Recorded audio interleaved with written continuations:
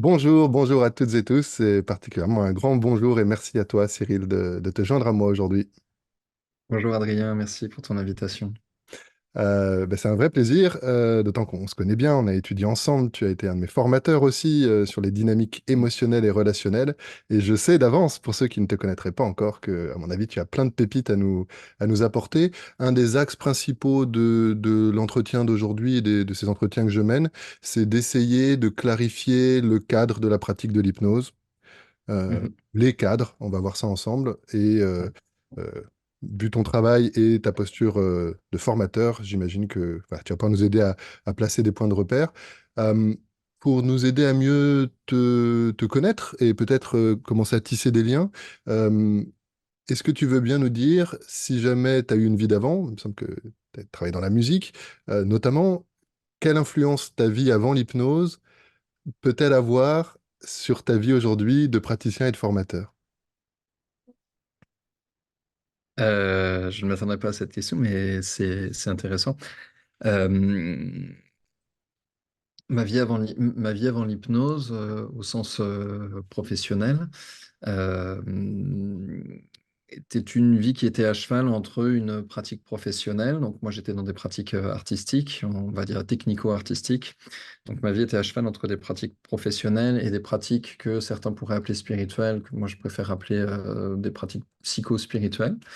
Donc du côté professionnel, moi j'ai étudié les arts, la philosophie et j'ai été ce qu'on appelle ingénieur du son en studio d'enregistrement. Donc je produisais en fait des groupes de musique, j'enregistrais des groupes de musique.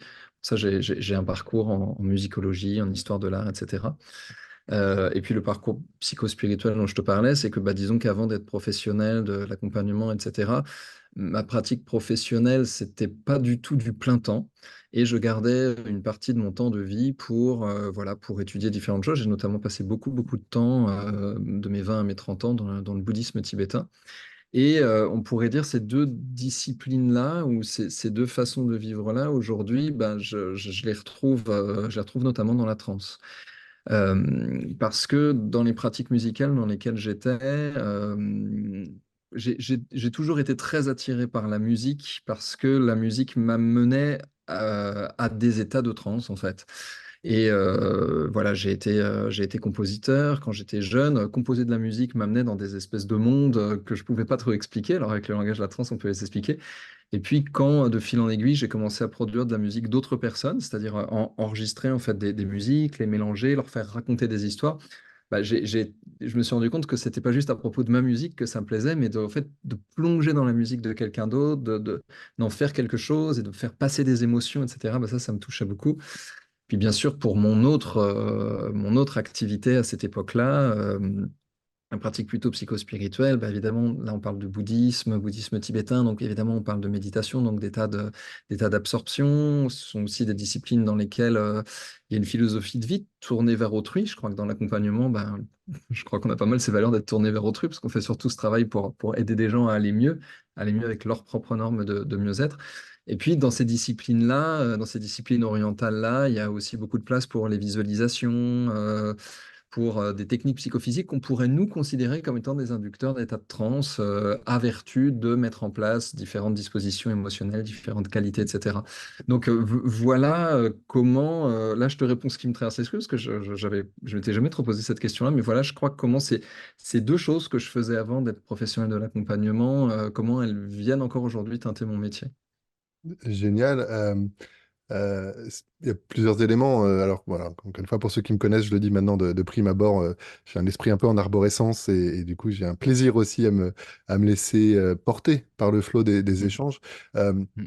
J'utilise souvent comme métaphore de l'accompagnement celle de la danse, avec l'idée que parfois on peut guider, parfois on peut se laisser guider, on peut connaître différentes musiques, différents pas de danse, et en tant que professionnel, on va avoir un maximum d'entraînement et de capacité à justement pouvoir danser avec nos clients et avec cette justesse de pouvoir s'ajuster au rythme de l'autre, à nouveau ajuster sa posture, sa position. Est-ce que je te guide? Est-ce que je me laisse guider? Est-ce que parfois je te laisse danser tout seul? Qu'est-ce qu'on fait si je te marche sur les pieds? Bon, ce genre de choses. Et j'ai eu l'impression que, il y avait un parallèle que tu étais en train de faire à demi-mot, avec ma question qui t'a un peu surpris. Je suis content de ça aussi, c'est un Mhm. peu de spontanéité, avec cette histoire de musique. Et finalement, c'est vrai que j'ai déjà entendu cette métaphore, notamment chez Bob Burns, là, dont j'ai traduit le bouquin qui vient de sortir. Un musicien, il connaît ses gammes, il est entraîné, il connaît différents styles de musique, il est capable d'écouter les autres musiciens. Si tu joues pour un public, il est capable de sentir la foule, de sentir comment le public réagit. Et j'ai l'impression que c'est un peu ce que tu disais entre ta musique, la composition, ta musique interne, et puis aller au contact de la musique de l'autre et créer de la richesse commune avec des regards différents, toi avec ton oreille de technicien de la musique à ce moment-là, de musicologue. Bon, je rebondis là-dessus, j'ai pas Mhm. forcément une question derrière, mais je suis sensible à ça en tout cas. Bah écoute, je m'étais jamais trop rendu compte que ça pouvait peut-être teinter en effet ma posture de praticien en accompagnement, mais peut-être en effet qu'il y a une aptitude qui s'est dessinée. C'est vrai que dans les milieux de la musique, notamment de la musique enregistrée, on interagit avec une musique composée par d'autres personnes, jouée par d'autres personnes, puis on interagit avec eux un peu comme un chef d'orchestre hein, qui pilote une musique qui n'a pas été écrite par lui, qui pilote un orchestre qui n'est pas lui. Et il y a bien quelque chose qui vient de la personne, on pourrait dire, qui centralise. Je ne vais pas dire qui dirige, hein, mais de la personne qui centralise ça pour prendre bah, l'énergie en fait de ce qui est à l'extérieur et puis de tisser une interaction. Euh, Peut-être que ce parcours est venu teinter mes aptitudes en tant qu'accompagnant, mais j'avais jamais trop réfléchi à ça en fait. Et on improvise un peu, et je voudrais surtout pas, comment Mhm. dire, surprojeter, tout ça n'est que qu'hypothèse évidemment, enfin, je voudrais pas qu'on arrive à tâtonner En tout cas, je te rejoins sur le fait que c'est toujours intéressant de regarder un professionnel ou un porteur de compétences. C'est toujours intéressant de regarder d'où il vient parce que ça raconte quelque chose. Et ça, j'y suis assez sensible en effet.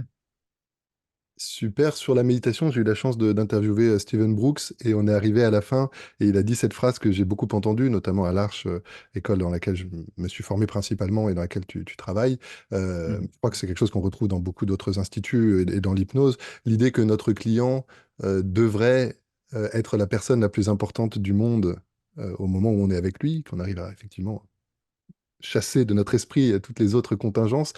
Et c'était étonnant parce que lui, il le rapprochait à la compassion bouddhiste. Et c'est vrai que j'ai l'impression qu'il y a des parallèles, effectivement, entre une pratique, presque une philosophie de vie, de vouloir le bien de l'autre. Et effectivement, voilà. En tout cas, j'avais jamais fait ce lien-là entre la pratique de la méditation. J'ai un petit peu d'expérience, moins que toi, avec quelques cours Vipassana et autres. Mais voilà, ça m'avait touché que ces deux approches qui sont quand même culturellement différentes, hein, parce qu'entre l'Orient et l'Occident, voilà, il y a probablement des points communs. On a d'ailleurs fait une super conférence sur comment on avait appelé ça? Convergence, divergence et passerelle entre l'auto-hypnose Mhm. et la méditation bouddhiste. Euh, Mhm. et effectivement, voilà, cette idée de la compassion, de mettre l'autre vraiment au centre de l'accompagnement. Et j'imagine que, voilà, vu tout le temps que tu as passé à entraîner ton esprit à la méditation et à la compréhension de la philosophie du bouddhisme tibétain, en tout cas, il y a voilà, des ponts qui se tissent et t'ayant vu pratiquer, je reconnais bien ça. Euh, j'ai l'impression que aujourd'hui, au fil des entretiens que je mène et puis avec l'observation du milieu de l'hypnose, j'ai l'impression qu'il y a deux grands axes de la pratique de l'hypnose qui se dessinent. Et Mhm. j'aimerais que tu nous dises toi un peu, déjà si tu te reconnais dans ces axes que je te propose, si tu as un autre D'accord. regard, je serais ravi. Et puis où est-ce que tu te positionnes? Et aussi en tant que formateur, en tout cas en tant que faisant partie d'une école de formation, peut-être quel est ton discours vis-à-vis des stagiaires? Parce qu'il y a à la fois ta posture de praticien et puis ta posture de formateur. D'accord. J'ai l'impression que ce à quoi moi, toi, avons été formés, c'est plus une forme d'accompagnement psychothérapeutique qui ne se nomme pas comme tel pour éviter d'être embêté par la régulation, qui va être facilité par l'hypnose. Et le cœur de la formation, c'est surtout de se former à l'outil de l'hypnose, aider quelqu'un à rentrer dans un état hypnotique.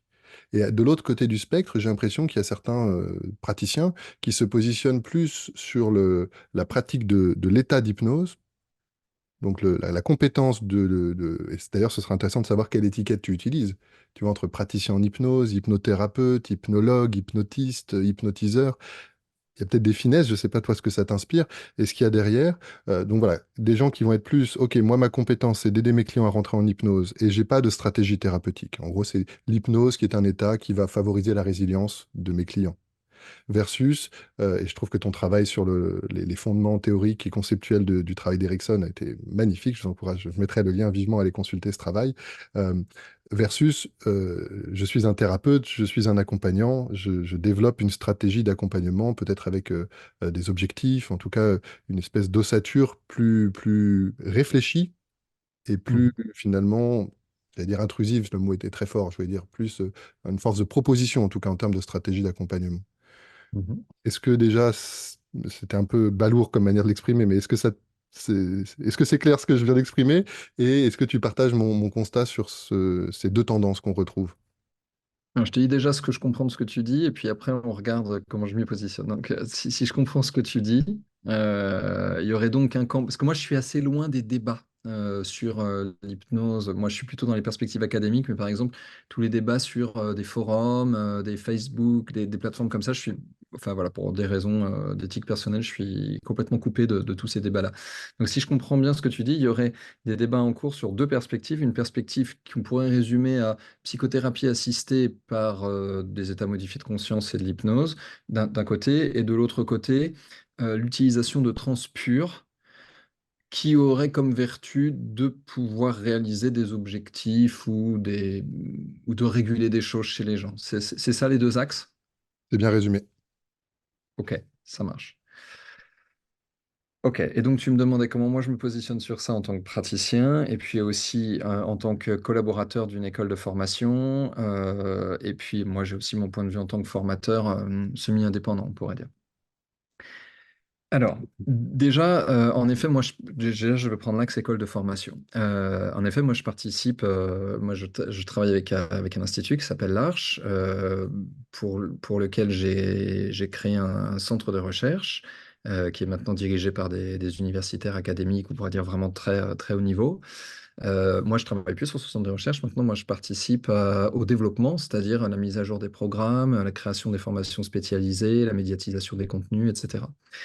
Dans cet institut, l'origine de cet institut, l'Arche, ce sont des programmes de ce qu'on appelle hypnose ericksonienne. Donc, hypnose ericksonienne, c'est une méthodologie qui est surtout qui est basée sur des techniques hypnotiques d'une part, et qui est basée sur un ensemble de dispositifs d'anamnèse qui invitent la personne accompagnée à se centrer sur ce qu'on appelle des objectifs. Ces objectifs, ça peut être des désirs, ça peut être des idéalisations de soi, ça peut être des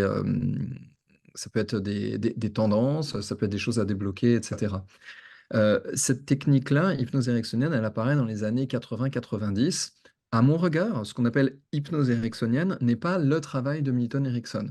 C'est, à mon regard, quelque chose, c'est un objet culturel qu'on appelle hypnose ericksonienne, une forme de méthode d'accompagnement qui s'est tissé à la suite du travail d'Erickson. On pourrait dire une technique, plutôt une technique qu'une méthode, qui s'est tissée, qui a été tissée par des personnes qui ont essayé de dire voilà l'essence de ce que faisait Milton Erickson. Comme c'est apparu dans les années 80-90, c'est assez performatif. C'est une technique qui est assez performative. D'ailleurs, quand on dit qu'on relie l'hypnose à des objectifs, bah, on voit déjà bien que c'est performatif. Rares quand même sont les personnes qui ont comme objectif de ne pas du tout rejoindre leur idéal de eux-mêmes. Donc c'est quand même souvent des objectifs quand même très basés sur le désir, sur l'idéalisation de soi, ce qui est très intéressant, mais ce qui est partiel, parce que dans l'esprit humain, il n'y a pas que du désir et de l'idéalisation de soi. Et du coup, cette approche un petit peu performative peut poser quelques problèmes. Alors pourquoi je dis ça? Je suis en train de dire ça pour dire l'Arche, cet institut d'hypnose d'accompagnement, en fait, provient à l'origine de ce mouvement-là. Mais il s'en est émancipé, ou on pourrait dire semi-émancipé, au sens où l'Arche s'appuie toujours sur les points de vue de Milton Erickson. Par exemple, c'est pas une école qui est devenue gestaltiste ou transpersonnelle, ou etc. C'est vraiment une école ericksonienne constructiviste. Mais on pourrait dire, bah, on n'est plus dans les années 80-90, hein, on est 40 ans plus tard, donc il s'est passé pas mal de choses. Et la mise à jour nécessaire des programmes a amené à aller vers quelque chose qui est moins performatif et qui est plus orienté accompagnement. Et là, en effet, on retrouverait ce que tu disais, des formes de connaissances sur le fonctionnement de l'esprit. Donc, fonctionnement de l'esprit, on pourrait dire donc de la psychologie, mais pas que. aussi sur le fonctionnement de l'esprit en interaction avec autrui. Donc, on pourrait dire de la sociologie, voire de l'anthropologie. Donc, je ne voudrais pas résumer ça à psychothérapie, parce que je ne crois pas qu'il existe sociothérapie et anthropothérapie. Donc, différentes sciences, sciences cognitives, psychologie, sociologie, anthropologie, Thérapie euh, systémique, peut-être, thérapie pour systémique pas que je penser à un mettrais mélange. clairement du côté La socio? anthropologie, Ouais. sociologie, hein. Donc, différentes sciences de l'esprit, différentes compréhensions de l'esprit humain euh, qui permettent, qui permettent de travailler avec la personne accompagnée sur les dynamiques de son accompagnement. Je vais prendre un exemple très concret. Quelqu'un qui dirait je suis frustré de ne pas être l'idéal de moi-même, je voudrais vraiment me sentir comme Superman et je me sens juste comme quelqu'un de moyen. Et en fait, tant que je ne me sentirai pas comme Superman, ben, en fait, je serai malheureux. Ici, on va dire, bah, vous vous idéalisez comme Superman, vous avez le droit, ok? Mais en fait, les êtres humains, en fait, ils décollent pas vers le ciel avec le point vers le haut, quoi. Voilà. En fait, ça fonctionne pas comme ça. Ou alors, faut acheter un jetpack. Dans ce cas, vous pourrez vous élever. Mais à moins de faire ça, bah, en fait, voilà, vous avez un idéal de vous-même qui est d'être Superman. Mais en fait, ça, c'est juste un idéal. Et ça va avoir besoin d'être tempéré. Et ici, tu vois, on rentre dans des dynamiques d'accompagnement parce qu'on a des grilles de lecture, on a des connaissances sur le fonctionnement de l'esprit qui vont permettre de mieux cibler des interventions avec de l'hypnose, avec des suggestions, avec des recadrages, etc. Donc, on pourrait dire, si tu veux, pour résumer, que du point de vue de l'Arche, c'est vraiment une école qui provient d'une hypnose ericksonienne un peu pure et qui, progressivement dans le temps, par la demande, par les recherches, etc., s'est orientée vers une hypnose d'accompagnement. D'ailleurs, aujourd'hui, on entend beaucoup parler de hypnose d'accompagnement. Il me semble qu'historiquement, c'est l'Arche qui a proposé ces termes-là, hypnose d'accompagnement. Au sens où aujourd'hui, nous, à l'Arche, on a à peu près on a trois niveaux d'apprentissage. On a un niveau qui s'appelle technicien, qui est assez homologue à d'autres écoles, dans lequel on apprend une bonne technique hypnotique, donc apprendre à mettre en transe, ce qui rejoint l'autre axe dont tu parlais tout à l'heure, je vais y revenir. Le niveau technicien pour apprendre à mettre en transe, le niveau praticien pour apprendre à structurer des séances. Et puis nous, on a créé un cycle 2 qui n'existe dans aucune autre école, dans lequel on dit, bon, maintenant, vous savez faire de l'hypnotisme, vous savez organiser des séances avec des déterminations d'objectifs. Maintenant, on va apprendre l'accompagnement. Donc, qu'est-ce qu'on fait, en fait, pour construire un accompagnement dans le long terme? Comment on travaille sur la construction biographique d'autrui? Comment on travaille sur la construction narrative d'autrui? Qu'est-ce qu'on fait d'un entre-séance? Qu'est-ce qu'on fait du fait que séance après séance, il y a un lien qui se tisse, donc il y a du contre-transfert, donc il y a de l'alliance thérapeutique. Voilà, comment est-ce qu'on relie des cibles d'accompagnement, comment on les sélectionne, comment on organise ces outils, comment on sélectionne des outils, pourquoi, en respect de quoi, comment est-ce qu'on rentre en lien avec l'objectif d'un accompagné qui veut changer, ou comment est-ce qu'on l'accompagne à se rendre compte qu'il n'y aura pas de changement possible et donc, il va devoir intégrer certaines choses qu'il voulait changer à la base. Tout ça, nous, c'est dans notre deuxième cycle qui est de l'accompagnement. Donc, pour résumer en une phrase clé, nous, Arch, on est très clairement une école d'hypnose, d'accompagnement.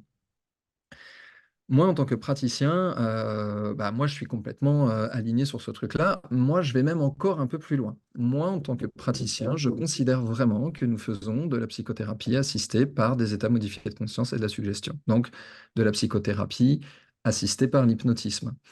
Ça, moi, c'est mon avis personnel. Disons que c'est comme ça que je pratique. Au sens où, en tant que praticien, si des personnes me disent, voilà, j'ai besoin de relever tel défi, tel challenge, et j'ai besoin de performer, j'ai besoin que les états modifiés de conscience m'aident à performer, moi, en tant que praticien, je réponds à ces demandes-là. Il y a des gens qui savent faire ça beaucoup mieux que moi. Moi, c'est vraiment pas sur ça que je travaille. Moi, en tant que praticien, ce qui m'intéresse le plus, pour dire là où je me suis spécialisé, c'est sur les dynamiques émotionnelles, donc les fonctionnements émotionnels de l'être humain, qui sont quand même vachement bien cartographiés dans le bouddhisme aussi. Donc, ça fait quand même un paquet de temps, moi, que j'étudie ce truc-là. Et d'autre part, je me suis spécialisé sur les mécanismes relationnels. Donc, qu'est-ce qui se passe dans l'interaction d'un individu avec d'autres individus?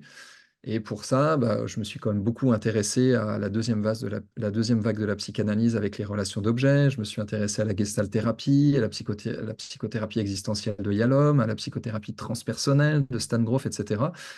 Moi, je me suis spécialisé sur ça, sur les dynamiques émotionnelles d'une part, les dynamiques relationnelles d'autre part. Et puis, comme je suis quand même hyper intéressé par le constructivisme, le fait qu'on subit pas le réel, mais qu'on co-construit le réel en construisant nos systèmes de représentation qui se sont surtout construits dans la culture et la petite enfance. avec de l'héritage génétique peut-être aussi, mais que ça, en fait, c'est plastique, qu'on peut le déconstruire, qu'on peut le reconstruire. Comme je suis quand même constructiviste, bah, j'ai proposé pour les praticiens en hypnose une formation qui combine tout ça, un regard constructiviste sur les dynamiques émotionnelles et les dynamiques relationnelles. Observer tous sur le terrain, c'est que la relation aux autres, ça nous fait des émotions et que nos mouvements émotionnels internes, ça change notre relation aux autres. Donc, j'ai appelé ça une approche constructiviste des dynamiques émotionnelles relationnelles parce que pour moi, en fait, ça ne fait qu'un seul ensemble. Pour finir sur ce que tu disais sur la transe et ses vertus d'autorégulation. Alors, j'ai pas lu du coup les débats. Je le disais tout à l'heure, moi je suis loin des débats, on pourrait dire populaires sur le sujet. Mais par contre, j'ai lu les débats académiques sur le sujet. Et je pense que souvent, dans les débats populaires, en fait, il y a des paradoxes qui se créent parce que les discussions tendent à ne pas être assez précises.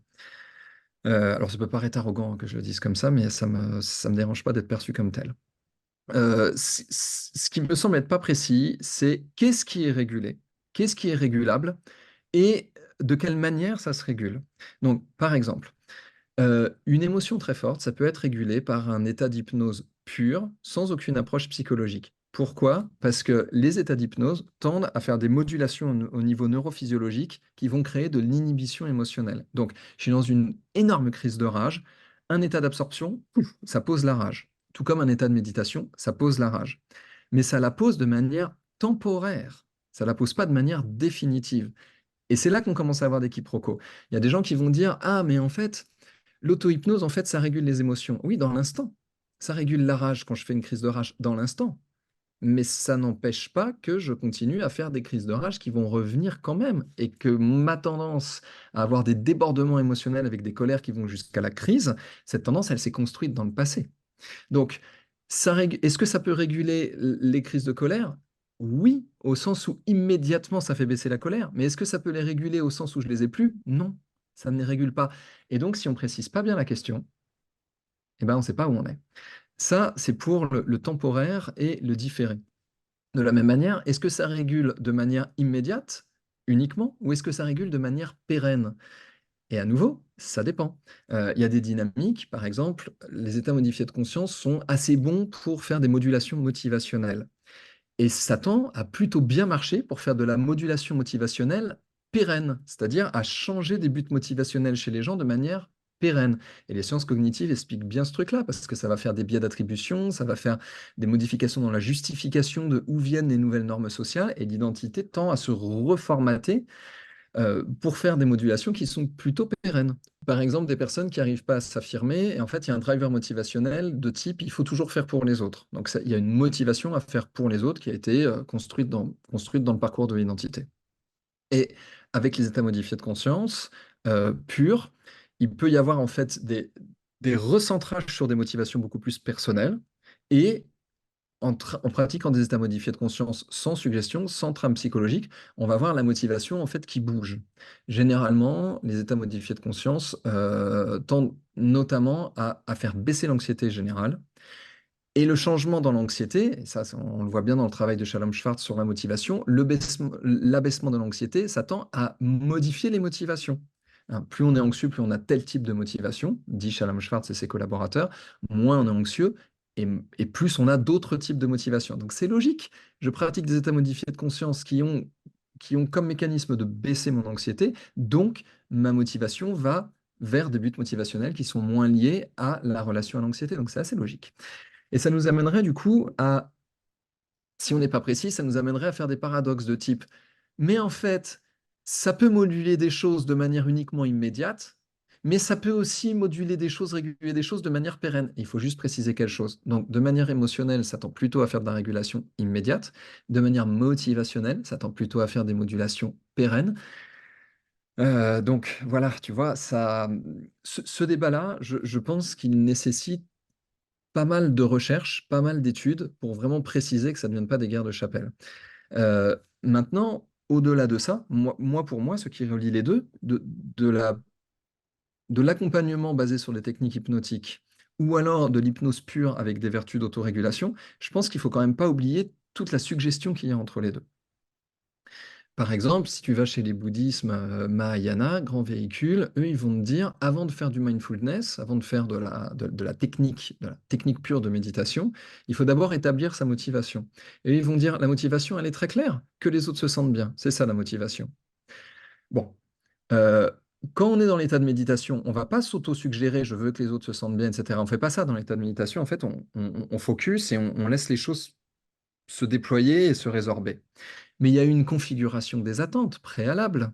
Donc, on voit bien qu'on retrouve, quand bien même ça semblerait être de l'état modifié de conscience pur, Oui. on retrouve quand même qu'il y a une configuration des attentes sur base desquelles on utilise un inducteur d'état modifié de conscience.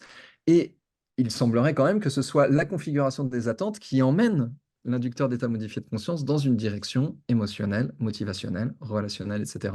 Donc, je pense qu'il faut faire attention. Moi, je ne crois pas à la distinction pure entre les deux. Je ne crois pas qu'il y aurait des états modifiés de conscience purs sans intention.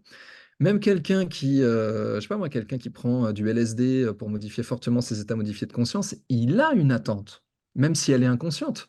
Quelqu'un qui fait ça à titre introspectif, ou quelqu'un qui fait ça à titre récréatif, ou quelqu'un qui fait ça à titre de recherche mystique, il a une attente, même s'il ne sait pas qu'il a une attente. Et toute la littérature scientifique nous montre bien quand même que les attentes sont ce qui va être la suggestion première quand on utilise des états modifiés de conscience qui semblent être purs et qui semblent être secs, comme quand on dit de la transe sèche.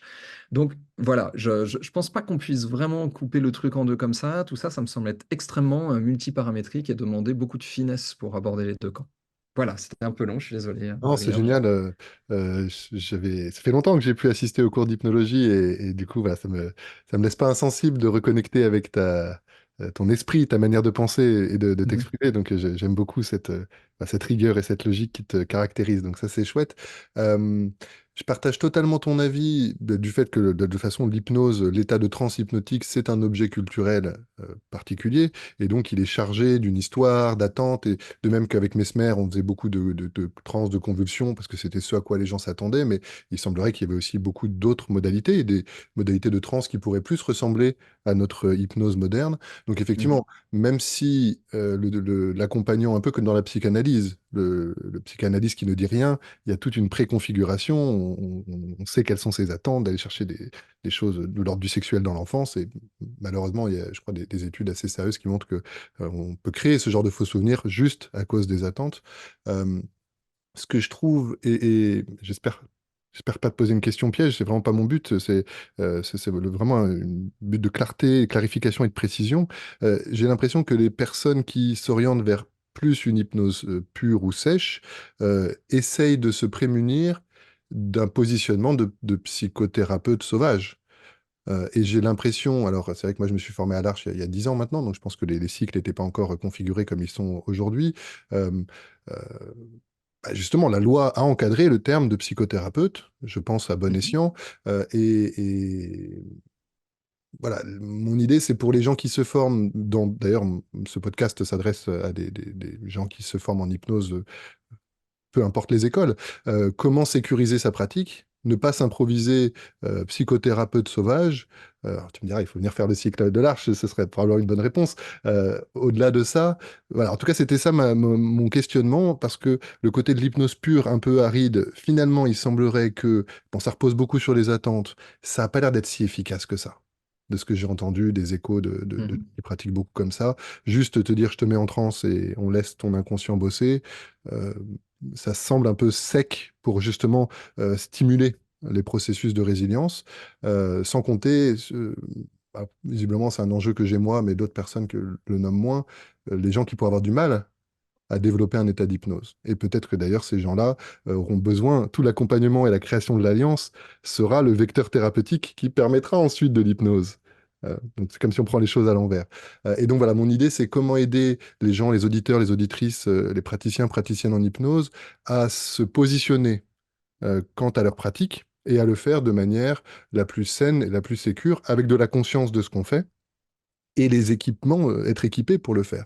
Parce que, encore une fois, Ok, développer une pensée stratégique d'accompagnement, ok. ça s'improvise pas en 30 jours de formation, je ne crois pas, surtout si on apprend la technique de l'hypnose aussi à ce moment-là, quoi. Oui, alors il y a beaucoup de choses à dire sur ce sujet-là. Je vais déjà revenir sur ce que tu dis tout à la fin. Ça s'apprend pas en 30 jours, ça dépend. Faut voir. En fait, ça dépend. Il y a peut-être des choses qui peuvent s'apprendre. 30 jours de formation, c'est pas rien, quoi. Voilà, c'est ça que je veux dire. Euh, Moi, j'ai fait des blocs de formation, par exemple, en Gestalt de 12 jours. C'est un tiers de ça. Franchement, ça m'a déjà appris beaucoup, beaucoup de choses. Et non, je pense vraiment qu'en 30 jours, on peut apprendre bien des choses. Pour articuler ma réponse, moi, je partirais plutôt du terrain. Je suis jeune praticien, parce que c'est de ça que tu parles, en fait, de personnes qui veulent se former ou de gens qui débutent. Je suis jeune praticien. J'ai face à moi quelqu'un qui m'explique une problématique, une thématique, une difficulté, des choses qu'il n'arrive pas à changer, des choses qu'il n'arrive pas à intégrer, et il y a une forme de détresse par rapport à ça, une forme de mal-être, et c'est généralement sur cette base-là qu'il demande à être accompagné. Moi, ma recommandation professionnelle aux jeunes praticiens, qu'ils aient fait 4 jours d'études ou qu'ils aient fait 400 jours d'études, c'est si tu ne sais pas quoi suggérer, ne suggère pas. Si tu ne sais pas quoi recadrer, ne recadre pas. Voilà, ça pour moi, c'est le grand garde-fou. Euh, Souvent, dans les formations en accompagnement, on parle de projection et on dit faites attention à ne pas projeter. Mais en fait, la projection, elle est massive. Elle est massive. Elle est massive tout le temps, en fait. Dès qu'on dit, quelqu'un nous dit, voilà, et, mon père est mort il y a 6 mois et c'est un peu difficile. Et si on lui répond, ah bon, et qu'on est surpris, bah, c'est déjà une projection. C'est déjà une forme d'invalidation euh, du fait que ça pourrait être normal, alors que si la personne dit, voilà, mon père est mort il y a 6 mois, c'est un peu difficile, et qu'on dit, ah bah je comprends, bah là aussi c'est une projection. Parce qu'en fait, on comprend quoi? En fait, on n'en sait rien en fait de ce qu'on comprend. Et on ne peut rien y faire, de toute façon, on projette. On ne peut rien y faire. L'apprentissage à la non-projection, c'est de se dire, je prends conscience que je projette, et du coup, je vais essayer de retenir un peu ma projection. Par exemple, si j'ai envie de dire à l'autre, bah, je comprends parce que le mien, il est mort il y a 6 mois aussi, je vous cache pas que j'en chie à mort, et j'imagine que vous en chiez exactement de la même façon que moi. On va au moins apprendre à se rendre compte que ça, c'est une projection, parce qu'on fait une analogie directe, et on va essayer de se dire, OK, à l'intérieur de moi, je ressens que je me sens proche de cette personne parce qu'il y a quelque chose qui se ressemble dans notre parcours et je vais essayer de garder pour moi le fait que je pourrais me projeter à l'intérieur de lui. On apprend à retenir des projections, mais on projette de manière massive. Et parce qu'on projette de manière massive, je pense que c'est important de se dire, quel que soit mon niveau de formation, si là j'ai face à moi quelqu'un et que je ne sais pas quoi que suggérer, parce que je ne sais même pas pourquoi il faudrait le suggérer, dans ce cas-là, je ne suggère pas. Et autant dire à la personne, j'ai entendu ce que vous m'avez dit et je n'ai rien à vous en répondre. Qu'est-ce que vous attendez de moi? Ben, j'attends de vous de m'écouter. Ben, je vous écoute, monsieur machin. Pas de problème. Ben, j'attends de vous de me mettre en transe parce qu'on m'a dit que la transe, ça faisait du bien. Je ne sais pas si la transe fait du bien ou pas par rapport à ce que vous me dites, mais si vous voulez, je vous mets en transe et puis vous me direz, est-ce que ça fait du bien ou pas? À court terme, à long terme, parce que ça transforme des choses en soi. Ou alors si la personne me dit, bah, j'attends que vous m'aidiez, que vous me sortiez de ce truc, parce qu'en fait, je suis dans un cauchemar et j'arrive pas à m'en sortir. Là, si on ne sait pas comment sortir la personne du cauchemar alors qu'elle nous investit de cette responsabilité, là, je pense qu'il est nécessaire d'intervenir en disant, mais je ne sais pas, moi, vous sortir de ce cauchemar-là. Je ne sais pas faire. À l'inverse, si on a différentes formations, 3 jours, 30 jours, 300 jours, qui font qu'on sait faire quelque chose pour aider à sortir la personne de ce cauchemar, je pense que notre responsabilité, c'est de leur dire, je connais quelque chose qui pourrait peut-être vous permettre de vous aider à sortir un peu de ce cauchemar. Et si vous voulez, on peut l'explorer ensemble pour expérimenter. Je ne sais pas si ça marchera sur vous ou pas. Donc, ce que j'essaye de dire avec ces différents exemples, même s'ils sont c'est un peu caricatural, c'est un peu à la truelle, c'est que le point clé à mon regard, c'est qu'en fait, on n'est pas dans une question de niveau de compétence, de niveau de performance, de niveau de maîtrise, etc. Mais sur le terrain, on le sait, en fait. On le sait. Est-ce que là, j'ai quelque chose à suggérer à la personne ou pas? Est-ce que j'ai quelque chose à recadrer ou pas? Est-ce que j'ai quelque chose à vendre et à promettre ou rien du tout? Et je pense qu'on devrait partir de cette base-là. Si quelqu'un vient me voir et qui dit un ami à moi est venu travailler avec vous, ça lui a fait beaucoup de bien, et moi, du coup, bah, j'aimerais venir travailler avec vous aussi. D'accord, pourquoi pas, bon. Alors, quelle est votre thématique? Et la personne dit, bah, je suis en train de, voilà, j'ai perdu un parent, c'est très difficile, je ne sais pas quoi faire de ça. Je peux faire la première séance avec lui en lui disant, bah, nous sommes à égal, moi non plus, je ne sais pas du tout quoi faire de ça, mais je peux déjà vous écouter. Et après, je peux aller étudier le sujet, je peux en discuter avec mes superviseurs qui vont peut-être me dire, vas-y, tu sais, écoute-le, ça lui fera du bien. Ou peut-être que mes superviseurs vont me dire, passe la main si tu connais rien au deuil. Tu, tu vas peut-être faire un peu de la merde, en fait.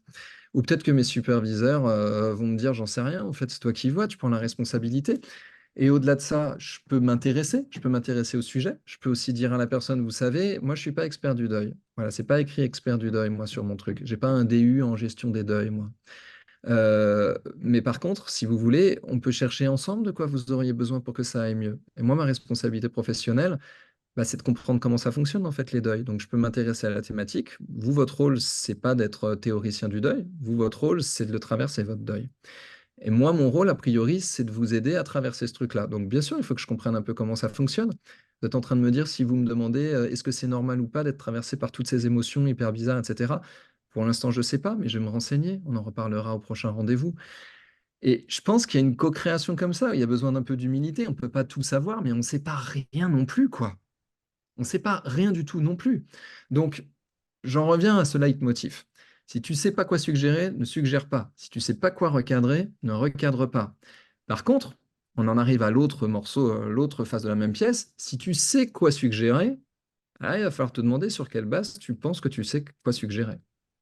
Merci d'aller vers ça parce que, c'est aussi pour une des grandes raisons pour lesquelles j'ai autant de joie à t'inviter, parce que je sais je connais peu, en tout cas, de praticiens qui ont fait ce travail, qui a beaucoup structuré notamment ta formation, sur dynamique émotionnelle et relationnelle, d'aller chercher justement la littérature scientifique pour pas être juste dans voilà, la dernière méthode à la mode, mais essayer de se fonder justement sur une étude la plus raisonnable, la plus rationnelle. Et c'est vrai qu'en t'écoutant, je résonne avec ce que tu dis. Il y a des gens qui disent oui, les métaphores, les gens peuvent mettre le sens qu'ils veulent. Ouais, mais enfin, quand tu fais une métaphore, tu as quand même une sacrée intention. C'est assez projectif de faire une métaphore, même si tu peux serrer les fesses et te dire, avec un peu de bol, la personne va en tirer ce qui est vraiment bon pour elle.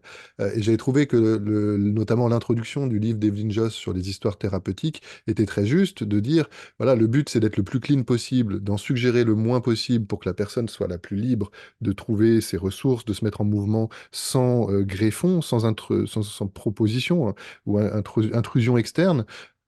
Mais parfois, on peut imaginer des situations où les gens sont dans des détresses ou dans des fragilités où ça peut être nécessaire que l'accompagnant puisse être force de proposition, au moins temporairement, peut-être pour réamorcer la pompe. Et à nouveau, je trouve que, et c'est un des buts de ces entretiens, d'aller vers cette finesse. C'est-à-dire, tiens, ok, qu'est-ce que je fais? Pourquoi je le fais? Sur quoi je me base pour le faire? Et je suis ravi et j'ai hâte d'écouter ce que tu vas nous dire sur justement les fondements de ce que tu sais pouvoir faire, parce que moi, je m'étais notamment basé sur le travail d'Evelyne sur les traumas, que je la trouve plutôt à Mhm. la pointe, etc. Et puis après, tu écoutes le docteur Christophe Dufour qui t'explique qu'en fait, même la théorie polyvagale, ben, elle est un peu en train d'être mise en cause, et que finalement, ce qui est souvent C'est une théorie, hein. une théorie, voilà, mais ça peut C'est être écrit dessus. présenté. Ouais, tu me diras, la théorie, c'est vrai que ça portait le nom sur l'étiquette, Mhm. mais il y a souvent des théories, justement, qui peuvent être présentées ou peut-être intégrées, peut-être aussi avec l'influence culturelle, comme des faits. Et je suis ravi que tu viennes nous préciser, justement, la nécessité de rester vigilant sur ce qu'on tient pour vrai, notamment comme stratégie d'accompagnement. Non, mais voilà, tu viens arrêter de fumer, tu as plein d'audios sur YouTube et tout. Ah, tu es non-fumeur, tu es non-fumeur, tu effaces toutes les cigarettes, tu coupes tous les liens. Tu as un truc très bourrin de je te reprogramme le cerveau. Et puis tu as le protocole universel de Dominique Méglé où il te dit non, mais attendez, les fumeurs sont pas plus cons que les autres. Continuez à arrêter de fumer, arrêtez de continuer, faites un peu de confusion et puis décidez en votre âme et conscience dans la transe. On n'est quand même pas du tout sur les mêmes stratégies d'accompagnement, quoi. Truc Mhm. très performatif, très retrouver sa dignité et puis faire son choix à l'intérieur. Pardon, je suis un petit peu long aussi, c'est ce Non, que je ça t'en veut prie, dire. je t'en prie. Euh, Est-ce que tu peux justement, j'ai l'impression que tu allais compléter sur justement ce qu'on croit savoir, on va dire, ou ce qu'on sait pouvoir faire comme action thérapeutique ou action d'accompagnement. Tu dis de pouvoir aussi être conscient de ce sur quoi on se fonde pour estimer, savoir une stratégie qu'on pourrait proposer avec justesse à un client en fonction de ce qu'il nous a raconté. Nous, à l'Arche, on a créé un cycle 2 pour répondre à ces questions-là. Il y a plein de grilles de lecture dedans, il y a plein de compléments posturaux, etc., par rapport au cycle 1 qu'on propose déjà à l'Arche, et par rapport à ce que font d'autres écoles aussi. Euh, Au sens où, je vais le préciser quand même, au sens où le cycle 1 de l'Arche, euh, Non, mais je vais le dire comme je le pense. Le cycle 1 de l'Arche, il est supérieur au cycle 1 des autres écoles. C'est clair et net, il n'y a qu'à regarder les contenus, en fait, à chacun de se renseigner et de se faire son propre avis. Nous, on a 10 ans de centre de recherche entre les pattes. On a pris un coup d'avance. Voilà. Et je ne le dis pas par arrogance, c'est juste n'importe qui peut venir vérifier. Si je mets au défi n'importe qui de vérifier ce que je suis en train de dire et de me montrer que je me trompe. Voilà. Donc, sur base d'un cycle 1 de l'Arche ou d'une autre école, nous, on a en plus créé un cycle 2. Et une des articulations clés de ce cycle 2, c'est de se dire, qu'est-ce que je cible? Par exemple, est-ce que je cible le motivationnel, le somato-affectif, les divisions du self? Est-ce que je cible des représentations mentales? Est-ce que je cible des mécanismes d'action et d'agissement, etc. Qu'est-ce que je cible? Quelle technique permet d'aller toucher cette cible d'une manière ou d'une autre, et quelle théorie psychologique euh, justifie que ce type d'action, d'intervention et de protocole va venir agir sur cette cible et de quelle manière. Toute notre articulation de cycle 2, elle est à cet endroit-là, et ça pour moi c'est ce qu'on appelle une articulation stratégique.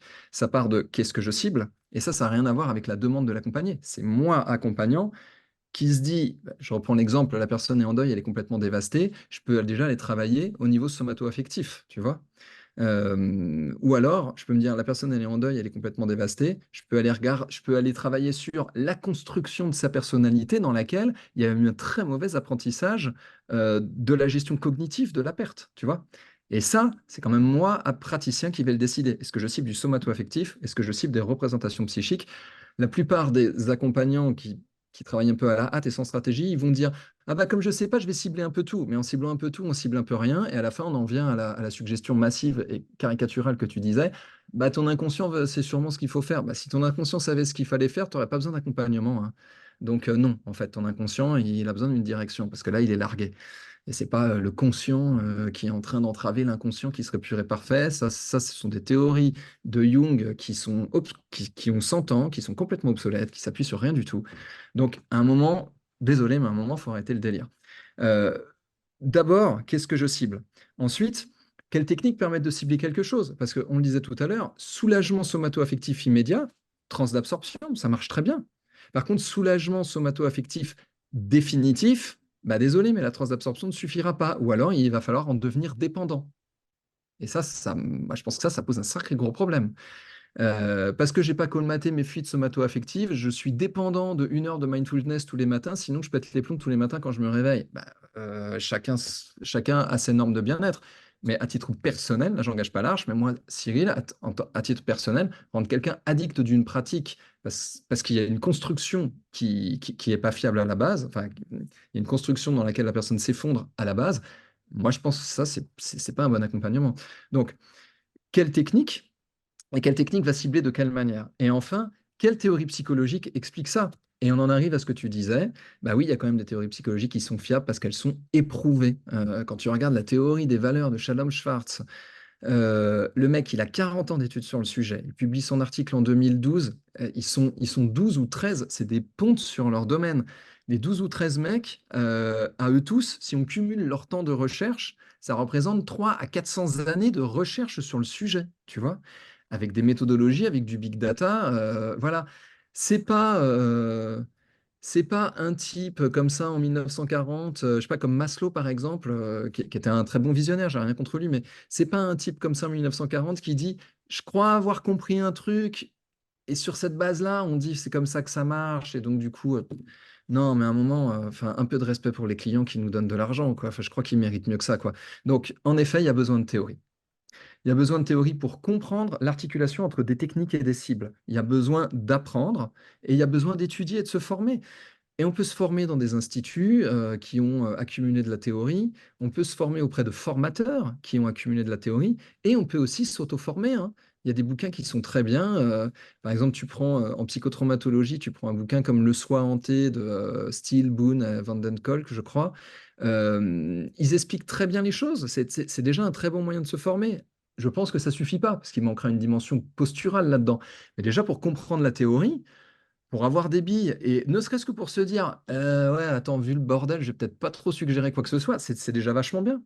Et même pour commencer à se dire, ah, donc les traumas, ça crée de la dissociation structurelle, et en effet, quand je calibre et quand j'écoute la personne, elle est dans des états dissociés, et il y a quand même des techniques qui permettent de faire de la réexposition en tenant compte des états dissociés. Et puis, il y a quand même des garde-fous, des expositions trop longues, ça fait disjoncter les gens. Bon, on peut commencer, on peut commencer à proposer des choses. Si on est respectueux de nos limites et de la limite de nos connaissances, je pense qu'on peut dire à quelqu'un, je peux vous accompagner dans une certaine limite dans cette dynamique-là. Et puis, il y a peut-être une limite dans cette dynamique. Si ce que je fais, ça suffit pas, il faudra que je passe la main. Comme des praticiens en EMDR sur la psychotraumatologie, ben, une fois sur deux, leur protocole avec les mouvements comme ça, ben, ça suffit. Et puis une fois sur deux, le protocole rencontre des limites, parce qu'en fait, il y a un truc dans le traumatisme qui va beaucoup plus loin qu'une... Enfin, la technique ne suffit plus. Là, il faut d'autres théories. Voilà, pourquoi pas, on peut s'auto-former, pourquoi pas, quoi. Mais dans tous les cas, quand il y a une thématique particulière, je pense qu'il est nécessaire d'étudier, d'aller chercher des données à jour, valides, et, euh, et si on veut faire l'apprenti sorcier, bah, le sorcier, il est quand même apprenti, il n'est pas juste sorcier tout court, quoi. Voilà ce que je pourrais dire pour finir. Étudiant sorcier. Étudiant sorcier. Euh, Jean Dupré l'avait oublié, il avait sorti cette phrase qui m'avait marqué, et dire c'est en forgeant qu'on devient forgeron. Enfin, les gens sont pas en acier. Et Oui, je trouve qu'il y en a vraiment effet. un paradoxe.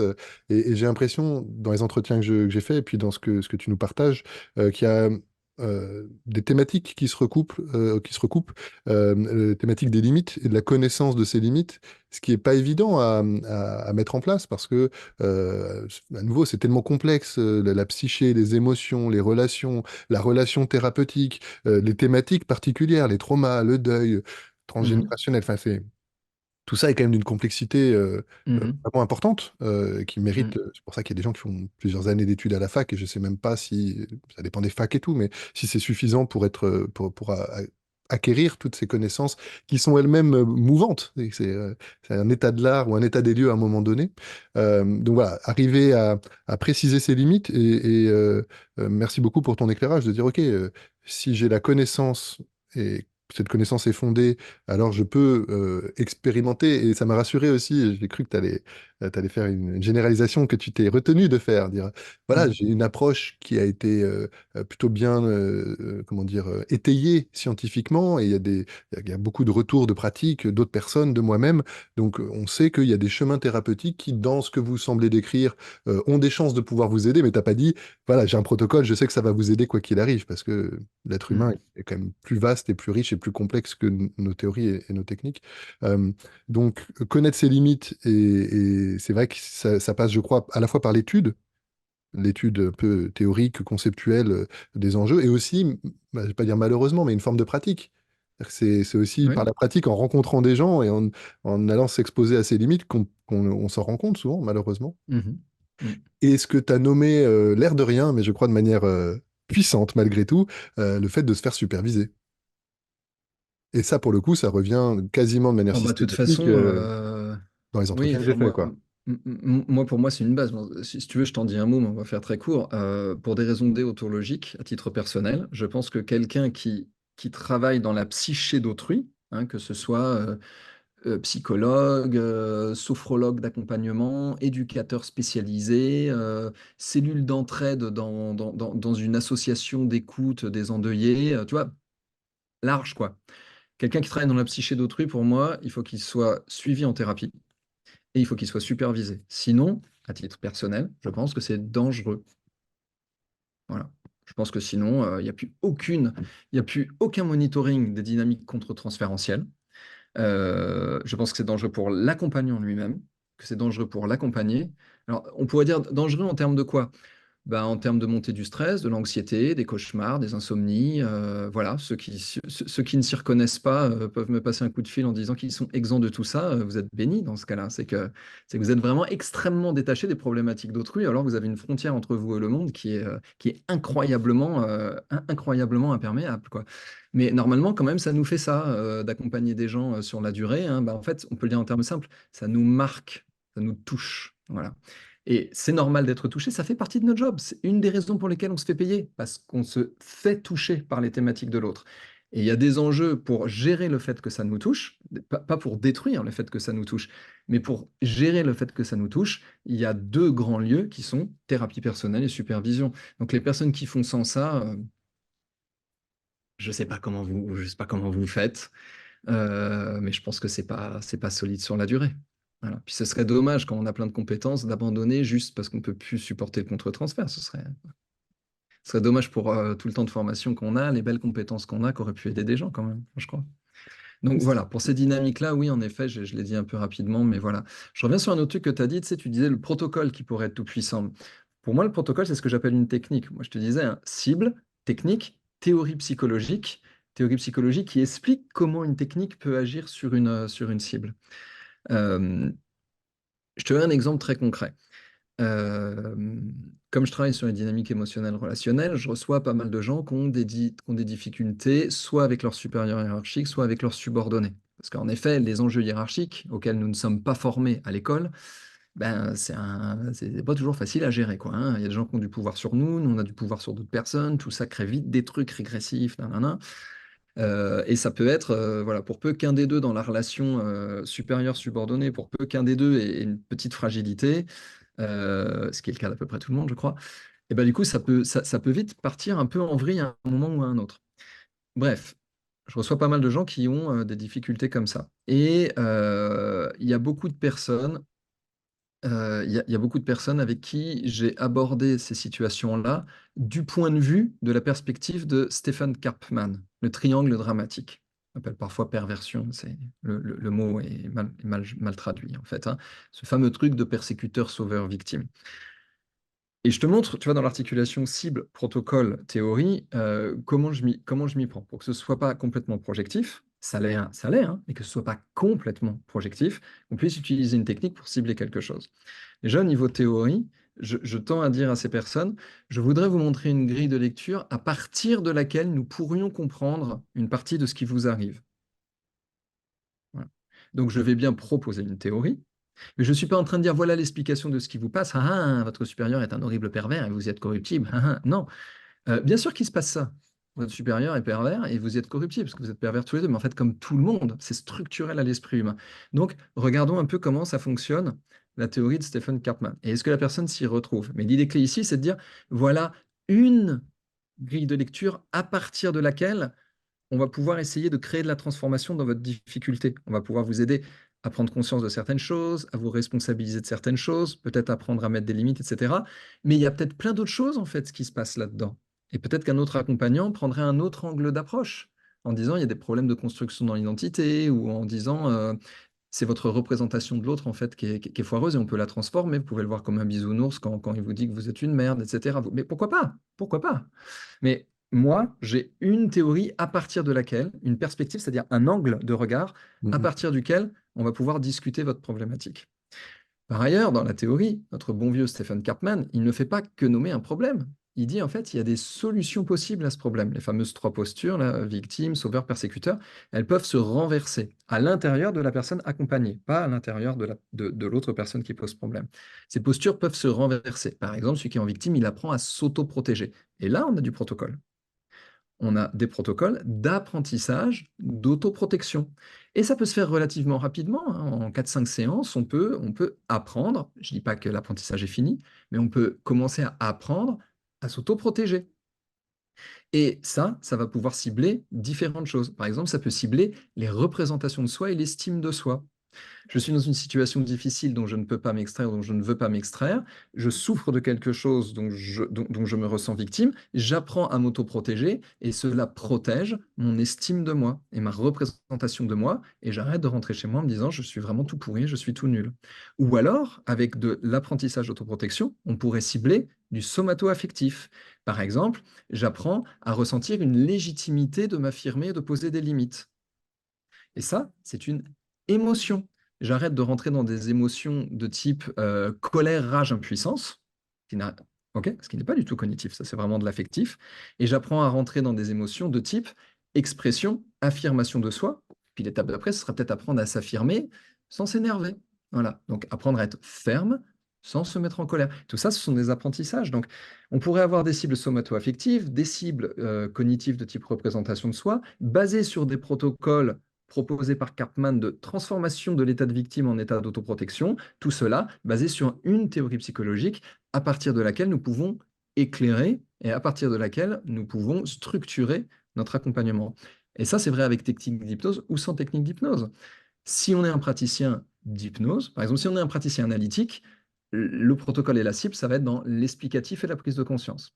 Si on est un praticien plutôt sophrologue, ça va être dans la réintégration des signaux somato-affectifs. Si on est un praticien hypnologue, ça va plutôt être dans la reconstruction des représentations de soi et dans le réapprentissage. Voilà, c'est ce qui différencie. Et une des grandes clés quand même du praticien hypnologue, c'est vrai aussi pour les sophrologues et pour plein d'autres techniques, c'est que pour faciliter tout ça, on utilise des états modifiés de conscience, ce qui nous ramène à ce que tu demandais au tout début de notre entretien, accompagnement basé sur des techniques hypnotiques.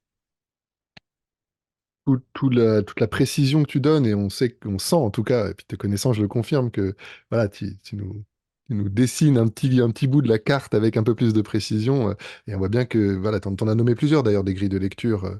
Euh, je pense, tu l'as pas nommé là, mais Higgins, que tu m'avais transmise aussi. euh, euh, et donc, en tout cas, voilà, à t'entendre. Ça peut être un peu vertigineux, j'imagine. Ça l'est pour moi alors que j'ai un peu bossé avec toi, donc pour des gens qui découvrent, ça peut faire beaucoup. Néanmoins, on voit euh, ton positionnement, il est clair sur voilà, les enjeux d'accompagnement, équipés de connaissances, en tout cas d'une lucidité sur les théories qui les sous-tendent, et des actions, des protocoles qu'on peut mettre en œuvre en fonction des cibles qu'on s'est données. Et donc, tu es clairement du côté, effectivement, de l'accompagnement facilité par l'hypnose, quoi. Mm. Ouais, ouais, ouais, ouais. C'est vraiment c'est une organisation stratégique. Voilà, bon, moi j'ai contribué à créer ça pour un institut. Je suis convaincu du bien fondé du truc. Maintenant, c'est vrai que de le faire de manière autodidacte, c'est plus compliqué. Voilà. Créer tout ce chemin-là de manière autodidacte, c'est un peu compliqué. C'est peut-être ce qui était, il y a encore quelques années, la faiblesse dans les instituts d'hypnose. C'est qu'en fait, il y avait des bonnes techniques, mais l'articulation des techniques, l'articulation stratégique des techniques était pas transmise. Pour être pareil, tout à fait sincère et assez direct, c'est vrai que le ressenti vis-à-vis de ma formation initiale, c'est effectivement voilà, un chapelet de techniques d'induction, un chapelet de protocoles d'accompagnement, souvent issus de la PNL, parce que c'est vrai que, il y avait un mélange un peu dans les approches. La PNL étant principalement issue de l'hypnose et étant très méthodique, c'est pas délirant que certains instituts se soient appuyés dessus pour transmettre justement ces techniques d'accompagnement ou ces stratégies d'accompagnement. Et avec le recul, et c'est probablement une des raisons pour lesquelles je mène ces entretiens, bah, c'est léger, quoi. Euh, Mhm. de dire, tiens, telle problématique, tel protocole, bah, il y a autant de manières de fumer que de fumeurs. Alors, tu peux avoir des idées sur comment s'est construit l'habitude de fumer, etc., sur les liens Oui. sociaux. On peut avoir des points de repère, mais Mhm. Bah, parce que le lien cible, là, si la cible, elle est comportementale, tu vois, elle n'est pas somato-affective, elle n'est pas cognitive, elle est comportementale. Il y a un comportement d'être fumeur et il y a un comportement de plus être fumeur. Et là, je ne parle pas de l'identité, donc on va dire, il y a le comportement avec le verbe d'action fumer, ER, et un comportement avec le verbe d'action ne pas fumer, ne jamais fumer. Et si on reste sur protocole cible comportementale, on est complètement à côté de la plaque. Je suis désolé, hein, je ne sais pas s'il y a des gens qui vendent encore aujourd'hui moi, je suis très loin en fait de tout ce milieu-là. Donc, je ne sais pas s'il y a des gens qui vendent encore aujourd'hui des protocoles d'arrêt du tabac, mais en fait, bah écoute, s'il y en a, je vais peut-être choquer, hein, je vais leur faire une mauvaise publicité, mais en fait, c'est scandaleux. C'est scandaleux. Parce que en dessous de ce truc-là, il y a quand même une énorme, énorme théorie à propos de l'action fumée ER qui s'appelle addictologie. Quand même, quoi. Hein. Et addictologie, depuis les années 1950-1960, on a des dizaines de milliers d'articles sur comment ça fonctionne. Il y a des méthodologies pour accompagner quelqu'un qui est dans une problématique compulsive et addictive. Il y a des méthodologies pour pas être contre-productif et supprimer le comportement. Mais si c'est pour générer des cravings de malade à la personne, des déplétions dopaminergiques, etc., mais c'est criminel de prendre de l'argent à quelqu'un pour faire un truc pareil, ça va pas ou quoi? Donc, s'il y a pas le socle méthodologique et théorique, addictologie et mécanisme compulsif et dopaminergique pour comprendre la structure du comportement fumé ER, le protocole n'a aucune validité. Aucune validité. Et le pire, c'est que les praticiens vont s'illusionner. Parce que si la personne est dans la quatrième phase, pour la dictologie, généralement, il y a 6 phases. Je ne vois pas, j'ai conscience, mais je ne sais pas quoi en faire. Je suis prêt à changer, mais ce n'est pas encore pour tout de suite. Je suis déjà en train de changer, ou alors j'ai changé, mais parfois il y a des rechutes. Voilà, c'est les 5 grandes phases. Si la personne est déjà dans la quatrième phase, elle vient frapper à la porte de l'hypnologue, elle fait, en fait, inconsciemment, je ne le sais pas, je suis déjà dans la quatrième phase, c'est déjà en train de changer. L'hypnologue, il va dire, oh, bah regarde, lui, la cigarette s'en va, pouf, elle est partie. Et la personne va dire, putain, ça a marché. Et là, l'hypnologue, dans sa toute-puissance, va se dire, oh, j'ai réussi à faire quelque chose. Et pourquoi il croit qu'il a réussi à faire quelque chose? Parce qu'il ne connaît pas la théorie d'addictologie qui lui aurait permis de se rendre compte qu'en fait, c'était mûr. À l'inverse, si la personne est juste dans la deuxième phase, je commence à voir qu'il y a un problème, mais il n'y a aucune possibilité de changement pour l'instant. L'hypnologue va faire le même protocole, il va se dire, tiens, ça marche pas. Et c'est ça le point clé sur lequel je veux t'amener, Adrien, c'est que la personne va se dire, le protocole ne marche pas et je ne sais pas pourquoi. Tu sais pas pourquoi, mais tu sais pas pourquoi, ça n'a rien à voir avec le protocole, avec le comportement. Tu sais pas pourquoi parce que tu n'as pas étudié la dictologie. Donc, s'attaquer à des mécanismes compulsifs, dopaminergiques et addictifs sans étudier la dictologie, comment te dire ça? Je ne comprends pas la démarche, quoi. Voilà, je suis peut-être un peu trop rétro et vieux jeu, mais en fait, la démarche, elle m'échappe. Alors que ça reste une des portes d'entrée pour l'hypnose, pour les gens qui viennent faire de l'hypnose, avec l'arrêt du tabac, ça, ce mythe de l'arrêt facile. Je crois que si tu regardes les statistiques, la technique de l'accompagnement par l'hypnose est à peu près dans les mêmes ordres de grandeur d'efficacité à 2 ans que toutes les autres méthodes, finalement. Donc, euh, c'est pas aussi efficace que ça peut être, notamment à cause de ce flou ou ce manque de maîtrise, peut-être au niveau praticien. Et c'est vrai que j'ai pas l'impression que, après, je connais pas, j'ai fait certaines écoles et tout, mais pas fait tous les cursus. Euh, j'ai jamais entendu parler d'une école qui mette en avant, justement sur les accompagnements au sevrage tabagique, qui mette en avant cette nécessité de connaître les structures de l'addiction pour pouvoir bien l'accompagner. Et c'est un peu, bon, bah, faites tel protocole. Et qu'en penses-tu? Qu'en penses-tu qu'aucun institut ne mette en avant ce background méthodologique? Bah, plus j'avance, et c'est le sens de ce podcast et de ces entretiens, plus ça me paraît une aberration. Oui, moi aussi. Moi Et, aussi. j'ai un peu honte d'avoir participé à ça en tant que praticien, parce que j'ai accompagné plein de gens, mineurs depuis 10 ans, et avec le recul et la discussion qu'on est en train d'avoir et les entretiens que j'ai eus là sur les dernières semaines, euh, bon, mais moi j'ai eu plein de problèmes. Avec mon illusion de toute puissance, j'ai mis longtemps à me faire superviser, j'ai mis longtemps à aller en Mhm. thérapie moi-même, donc voilà, en tout cas, c'est pour ça que c'est venu aussi me toucher un peu personnellement, mais c'est pas grave, c'est mon chemin de vie, et heureusement maintenant j'en ai pris conscience et j'ai pu redresser un peu la barre. Euh, et effectivement, j'ai fait plein d'accompagnements du tabac. Alors c'est vrai que moi, personnellement, j'ai jamais été trop fan d'appliquer un protocole. Je pense que je suis trop créatif, j'aime pas m'enfermer. J'en ai étudié plein, donc j'espère au moins avoir pu rester en résonance avec la personne et j'espère avoir avec suffisamment d'étayages différents, au moins pas appliquer un truc bourrin. Mais effectivement, même aujourd'hui, bon, voilà, je raisonne un peu sur ce que tu dis, mais je me rends compte que j'ai pas plus étudié que ça les Mhm. mécanismes de la dictologie. Euh, j'ai déjà fait l'expérience que couper le comportement, c'est dangereux. Parfois, tu as du bol, ça amène à une réorganisation complète, même identitaire. Pouf, pouf, pouf, c'est tout prêt. La personne, c'est bon, je suis non-fumeur. C'est comme si j'avais jamais été fumeur. Tout va bien, il n'y a pas de compensation. Ça tient, c'est nickel. Mhm. Mais ça, c'est plus de l'ordre du coup de bol que de la maîtrise stratégique d'accompagnement. Mhm. À nouveau, moi, après, j'assume aussi ça dans ces entretiens, c'est que ça nous met au contact d'une grande complexité. Je reviens à ce que je disais tout à l'heure, et ça peut faire un peu peur. Peut-être que c'est le coup de balancier depuis l'illusion, bah voilà, tu apprends une technique, fais de l'hypnose, la plupart des gens, ils arrivent assez bien à rentrer en hypnose, sauf certains extrêmes, et puis ça suffit, t'as rien d'autre à faire et t'as une reconversion facile, versus, non, non, tu vas recevoir des gens qui ont des enjeux forts, des vulnérabilités, parfois Ouais, qui sont en bien sûr. danger, qui font parfois dans des dangers de santé psychique, émotionnelle, relationnelle, et du coup, il va falloir bosser pour pouvoir être un accompagnement C'est clair. le plus sécure possible, quoi. Ouais, moi je suis vraiment complètement d'accord avec toi. De toute façon, bon, évidemment, il y a une naïveté quand on débute dans une pratique. Moi, je pense que quand on débute dans une pratique, il faut avoir quand même un peu de candeur, de naïveté et de toute puissance euh, pour, pour se lancer, quoi. Enfin, voilà, parce que sinon, comme tu disais tout à l'heure, il y a quand même aussi une partie de la compétence professionnelle qui vient de l'expérience de terrain. Euh, Tu vois, même si tu te formes à être, je sais pas, si tu te formes à être comptable en entreprise, par exemple, tu vois, tu vas faire de la fac, etc., tu vas apprendre plein de choses, mais le fait que dans une entreprise, il se passe plein de choses, plein d'émotions, plein de trucs bizarres, plein de trucs qui sont irrationnels, etc., tu peux pas en avoir la théorie à la fac, tu ne peux l'expérimenter que sur le terrain. Ou je peux prendre une deuxième analogie, tu peux étudier le fonctionnement de l'équilibre, mais voilà, pour savoir tenir sur comment ça s'appelle, un monocycle, faut monter dessus, faut tomber pour comprendre en fait comment ça fonctionne.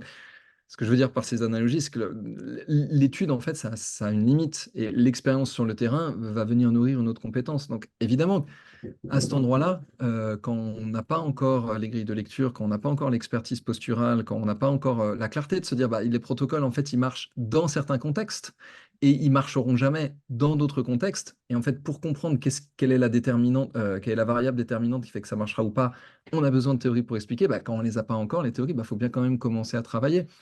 Puis c'est souvent aussi en travaillant qu'on découvre des domaines d'expertise, des trucs dans lesquels en fait on a un talent, parce qu'il y a des gens en fait quand ils vont vers certaines théories, ils font mais ces chercheurs n'ont fait que formuler quelque chose que j'avais compris moi-même. Bah oui, on a quand même il y a quand même certaines intuitions, elles sont bonnes, et puis certains trucs qu'on a observés dans le monde sans être des étudiants théoriques, etc.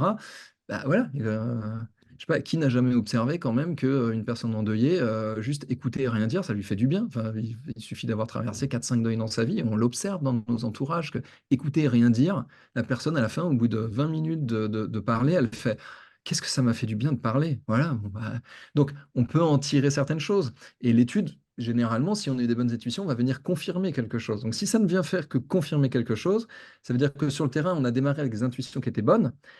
Et là, on va voir des gens qui vont nous dire, ah, mais ça fonctionne en fait ce que vous faites. Et nous, on ne sait pas trop ce qu'on fait. Donc, il faut quand même démarrer avec un petit peu de fraîcheur, un petit peu de candeur, un petit peu de sensation du fait qu'on est tout puissant, je ne sais pas, mais quand même qu'on a de la puissance. Pas démarrer en se disant qu'on est impuissant pour pouvoir se lancer. Puis après, il y a des choses qui vont se faire au fur et à mesure. Bref. Non, super, ça me fait raisonner, je pense, à la fait d'avoir des enfants. Enfin, si jamais les femmes savaient ce par quoi elles passent souvent en termes de douleur et d'expérience, ce serait probablement un gros frein s'il y avait la conscience de tous les enjeux, de toute la complexité, de toutes les difficultés. Et je crois que les gens qui sont parents, souvent, sont très contents, ou les femmes qui ont accouché, même si c'est un moment difficile, évidemment, souvent, cette naïveté ou cette candeur te permet justement de te jeter à l'eau et de commencer à nager. Et puis après, tu te rends compte que en fait, ta mer, dis donc, parfois elle est sacrément houleuse. Et puis parfois, tu bois la tasse et tu as intérêt à avoir un peu des bouées de sauvetage et des endroits de soutien pour effectivement rester en sécurité dans cette espèce de voyage, quoi. Mm. On se rapproche tranquillement de la fin du temps qu'on avait prévu ensemble. Euh, alors ça risque d'être un peu redondant, mais à voir, au pire, si c'est inutile, on passe à autre chose. J'ai deux questions qui sont assez ouvertes, que j'aime bien poser justement vers la fin. La première, je te les donne toutes les deux, comme ça je laisse ton esprit s'y préparer D'accord. tranquillement. Tu vois, effet d'annonce, c'est plus simple que ce qu'il y paraît. Euh, S'il y a, à nouveau, tu en as déjà pas mal parlé, mais peut-être une autre manière de le redire, s'il y a une forme de connaissance, une information dont toi, tu aurais aimé avoir connaissance justement assez tôt dans ta pratique, autrement dit, pour des, je pense, des jeunes praticiens, praticiennes, des gens qui sont en train de se former, peut-être avec déjà un peu plus de bouteilles, s'il y a un ou deux trucs et astuces, et ça peut, on a parlé un peu de la dimension posturale, je sais pas si peut-être qu'il y a des éclairages là-dessus que tu pourrais nous apporter. Voilà, un peu de trucs et astuces, des petites pépites ou ouais, des conseils que tu pourrais donner. Et l'autre question, c'est s'il y a un thème ou une question que tu aurais aimé aborder, qu'on n'a pas abordé, qui te semble importante. Comme ça, tu auras la scène complètement libre pour atterrir cet enregistrement. Le truc et astuce, c'est pour des débutants? Bah, en fait, je crois que ces entretiens peuvent s'adresser à des débutants comme à des gens qui ont plus de bouteilles. Et en vérité, vu les réseaux dans lesquels je me trouve et peut-être toi un peu plus loin, je pense qu'il y a aussi pas mal de gens qui ont un peu de bouteilles. Donc si jamais tu as un truc et astuce débutant et un truc et astuce, quelqu'un qui a déjà 3 5 7 ans, 10 ans de pratique et qui nous écoute, c'est-à-dire qu'il y a a priori un intérêt pour ces questions-là, et bah, sens-toi libre de répondre au niveau auquel ça te paraît le plus intéressant. Très bien. Le truc et astuce pour débutants,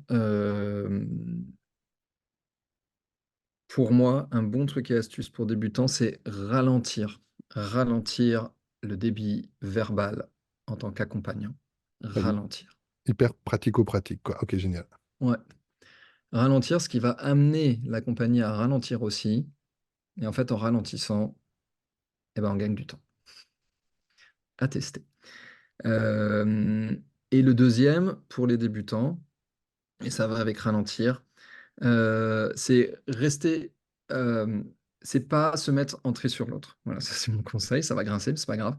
Mon conseil, c'est ne pas se mettre en tri sur l'autre, mais se mettre en tri sur soi et l'autre. C'est-à-dire vraiment bien s'intéresser à ce qui se passe pour l'autre et garder un espace pour ressentir ce qui se passe dans mon corps en tant qu'accompagnant, rester dans mon souffle, sentir que dans la discussion, là, il y a une émotion qui monte, du genre, «Le client, il est génial» ou du genre, je sais pas quoi faire, c'est l'angoisse.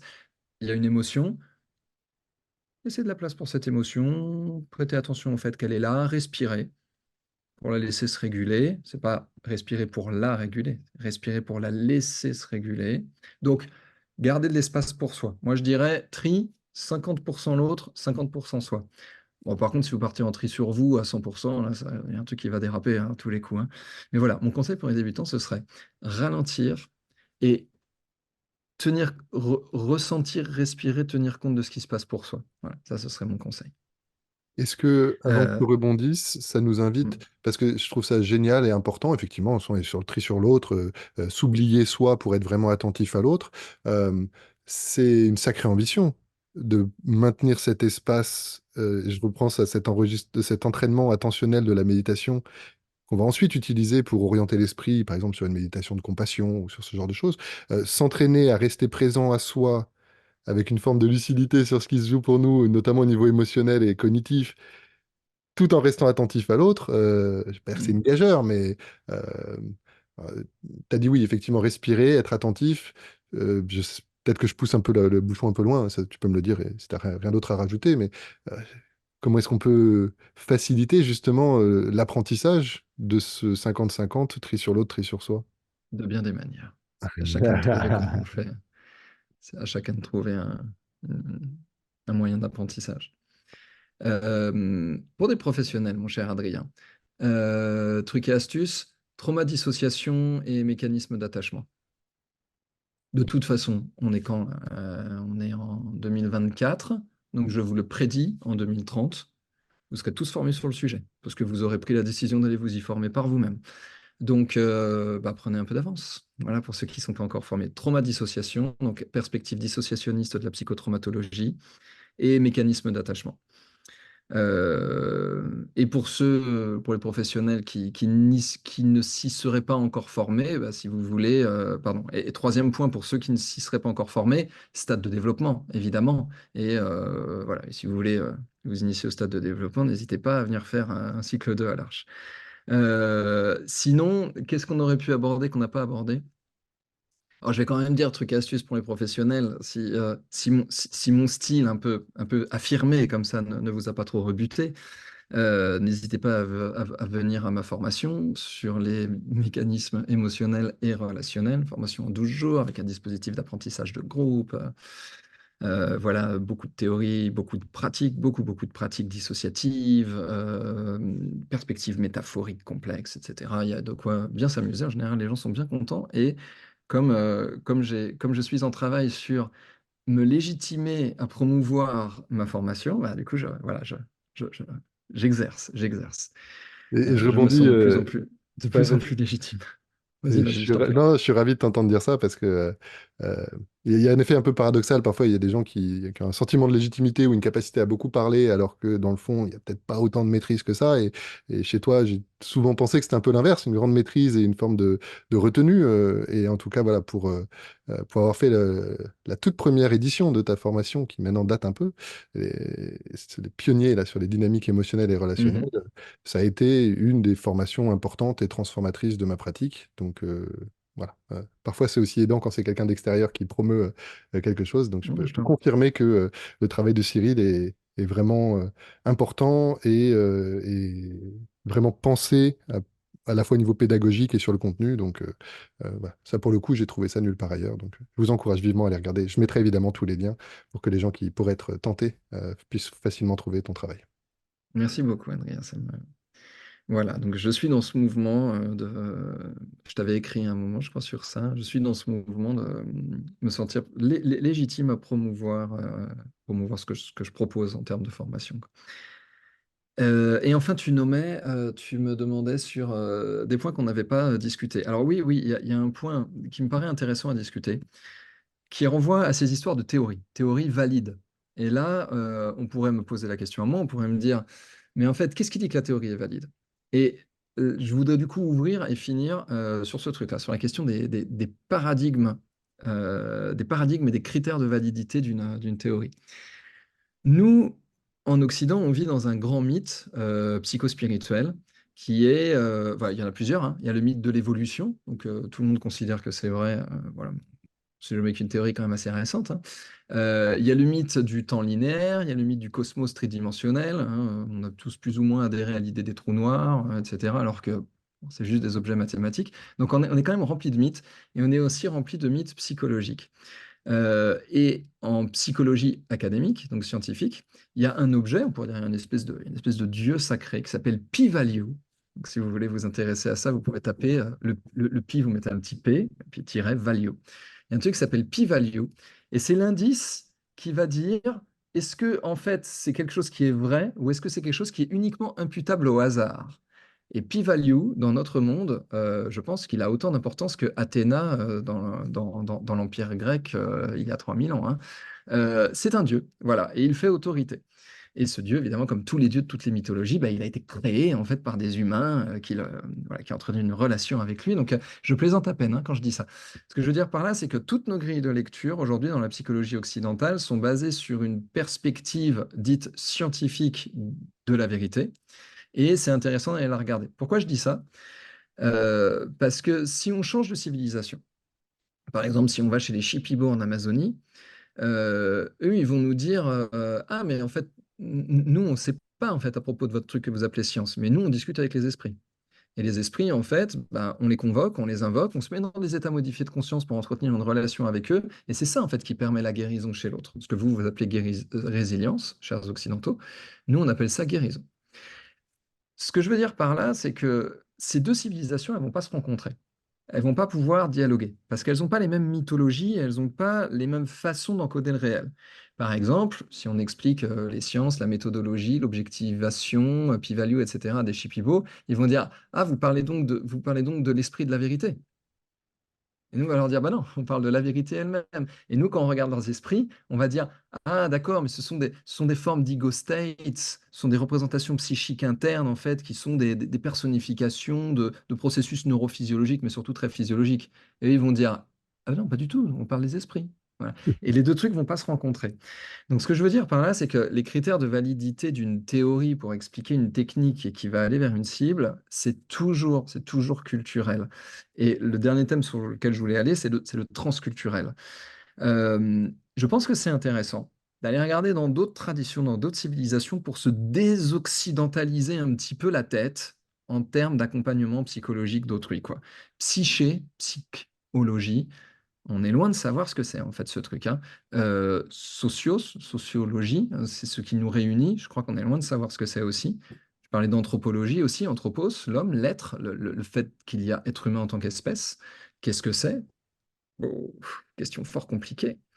Comment serait bien apparu cette espèce de néocortex, de cortex préfrontal surdéveloppé chez les primates, chez les primates Homo sapiens? On ne sait pas trop. Et tout ça invite, je pense, à un double regard. Et voilà, c'est comme ça que je voudrais finir mon truc. Moi, je tiens et je propose un regard scientifique, méthodologique, parce que c'est un respect de notre tradition, de notre culture, de notre civilisation. Et je pense que c'est intéressant de bien tenir ce regard-là. On en a largement discuté là, toi et moi, aujourd'hui. Enfin, voilà, je pense que moi, j'ai bien exposé pourquoi je propose ça comme étant un socle important. Et je pense que c'est important de se dire, ouais, mais en fait, ça, c'est un prisme culturel. Et en fait, il y en a d'autres. Et regardons ce qu'ils ont à raconter. Voilà, c'est le dernier point que je voulais dire. Euh, Hyper inspirant comme d'hab. C'est vrai que j'avais été frappé, je crois que c'était toi qui nous avais dit ça, que les bouddhistes tibétains ont 2500 ans d'études approfondies avec des gens qui ont dédié leur vie à observer, étudier l'esprit. Et nous, on arrive avec notre psychologie occidentale et on a Il y a 200 200 ans, ouais. recul. Et Mm. bon, c'est bien, il y a plein de trucs super. C'est penser qu'on a la vérité absolue et probablement très prétentieux. Et pour donner un exemple concret des décalages, il semblerait que dans certaines cultures, je crois, notamment en Afrique, ou le soin avec le sorcier, alors, je ne perds pas dire de bêtises euh, par myopie européocentrée, mais ça se fait plutôt en groupe. et donc se retrouver seul, Mmh. entre guillemets, avec le sorcier dans un cabinet, si je caricature, il peut y avoir des décalages importants en termes de culture qui peuvent à nouveau éclairer pourquoi ça marche ou pourquoi ça marche pas. Et ce que je trouve, je le savais en t'invitant, et je suis ravi qu'on ait dansé cette danse ensemble aujourd'hui, Cyril, euh, voilà, une posture d'humilité et en même temps d'ambition, justement, d'essayer de conscientiser, de placer les points de repère les plus stables et en cours de construction permanente pour justement arriver à se positionner dans ce monde extrêmement complexe. Et donc, tu disais effectivement, côté des différentes cultures et dans notre propre culture occidentale, sur quoi on se base pour pratiquer et pour faire des choix stratégiques. Euh, Évidemment, on n'a pas pu arriver à une conclusion ferme et définitive, mais si nos échanges ont oui, ont éclairé certains espaces pour que ça nous fasse réfléchir et que ça nous stimule, toi et moi, et puis nos auditeurs, auditrices, bah, je crois qu'on aura déjà contribué positivement. J'en profite d'ailleurs pour se préparer à conclure que même si Cyril est moins présent sur les réseaux, il reste disponible quand même, notamment par le groupe Hypnopro, le groupe de l'Arche. Et en tout cas, voilà, n'hésitez pas à nous interpeller par des commentaires, par des partages, des messages. Et bon, je vous laisse évidemment faire les us et coutumes des réseaux sociaux. On vous encourage évidemment si cet enregistrement vous paraît digne d'intérêt, n'hésitez pas à le partager et à le liker, à mettre des pouces, des cœurs. Enfin, voilà, ces rites, ces nouveaux rites sociaux de l'être humain occidental. Et sur ces belles paroles, je sais pas si c'est de belles paroles, mais en tout cas sur ces paroles, je tiens à te remercier à nouveau du fond du cœur, Cyril, euh, pour cet échange aujourd'hui. Et ouais, c'est un peu la pointe émergée de l'iceberg parce que ça fait 10 ans maintenant, quasiment, ou plus même, qu'on est au contact. Et donc je suis Mmh. ravi qu'aujourd'hui on ait eu l'occasion de partager, de mettre à disposition ton regard et ton travail. Donc merci du fond du cœur. Bah, merci beaucoup pour l'invitation, Adrien. C'était un plaisir de prendre le temps de réfléchir à 2 sur tout ça. Génial. Et ben, j'espère que c'est que le début ou la continuation de quelque chose qui va continuer d'avancer pour voilà, une précision de notre pratique au service de nos clients, clientes, et puis aussi au service de nous, parce que tu le disais, hein, c'est important qu'on prenne soin de nous. Il y a la fatigue compassionnelle, enfin, il y a pas mal de choses qui ne sont pas non plus d'ailleurs toujours nommées dans les formations. Donc voilà, pour l'évolution positive du monde, à la fois le nôtre et le monde plus général, j'espère qu'on y a contribué modestement aujourd'hui.